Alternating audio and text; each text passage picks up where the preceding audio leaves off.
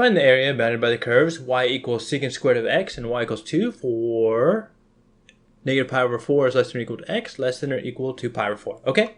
Yep, straight to the graph. Straight to the graph. Okay. Y equals secant squared of x. And we get bum bum bum. So, okay. Okay. And then we'll have a domain of negative pi over 4 less than x less than pi over 4. And that will give us bum bum bum bum. Ah, interesting. So we're basically trying to find the area under this. Ah, that looks almost reasonable. Almost reasonable. Okay. So if we draw this out real quick, we have something that looks kind of like this. We have kind of like a bowl shape. Ah, and then y equals 2. So we actually want the area up here. How much area does this bowl hold? Okay, we can do that. So writing this out then, we're trying to find the integral of the top minus the bottom. So that would be from negative pi over 4 to pi over 4 of 2, because this is y equals 2, minus secant squared of x dx. Okay? And I think we can do these. We can do this. Not too bad. Feels intimidating, but it's not actually too bad. So the integral of 2 will just be 2x, and the integral of secant squared of x will be tangent of x. So we know that derivative with respect to x of tangent of x equals secant squared of x. Almost, there we go. And so when you take the integral, it'll just be the inverse. So this will be minus tangent of x. And this will be evaluated from negative pi over 4 to pi over 4. Yeah, I'll do that. I will, yes.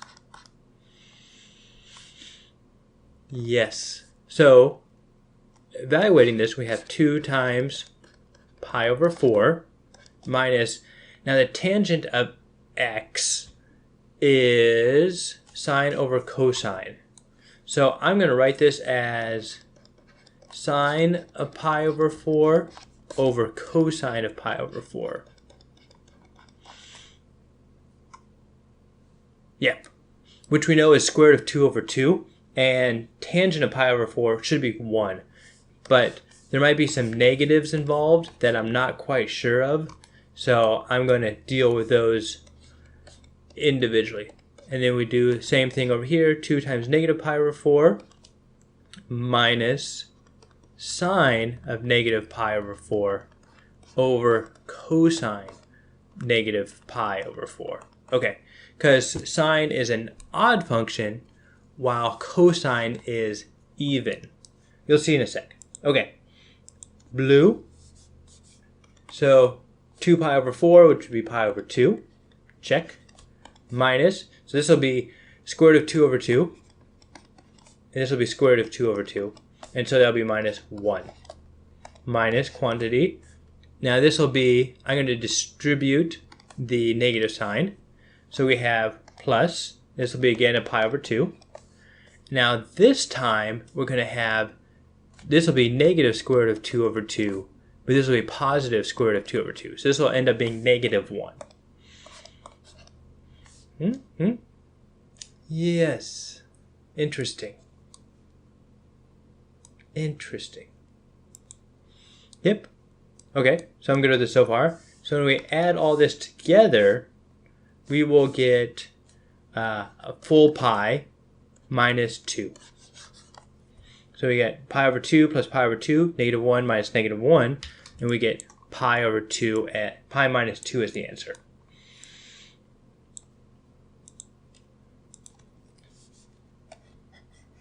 Okay, so to backtrack to see where we went, we had, trying to find the area between two curves. We were given y equals secant squared of x, which it's kind of difficult, but not too bad, between negative pi over 4 and pi over 4, which is the region, our domain, if you will, that we're working with. and we want to find the region between y equals 2 and this graph. So y equals 2 is bigger than this on the area that we're looking at. And so what we do then is we do y equals 2 minus secant squared of x. 2, yep, so we have 2 minus secant squared of x.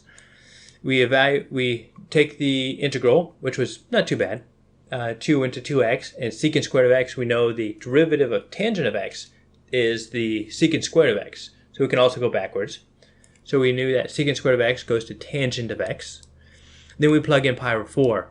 What we had to be careful with was finding the tangent of pi over 4 we know is 1, but it might be 1 or negative 1 depending on where it is on the unit circle. So I wrote out tangent as sine over cosine. That way it was easier for me to see, all right, this one will be 1, that one will be negative 1. And the final result we got when we added everything together was pi minus 2. So that's how we do this sort of area of a bounded region. It's a little bit harder than you're probably going to find on an AP exam, especially like as a multiple choice. But you'll see this sort of thing a lot in free response. And the concept is definitely tested over, even if it's not presented as this colossal of a problem. So thanks for joining me. I will see you on the next problem.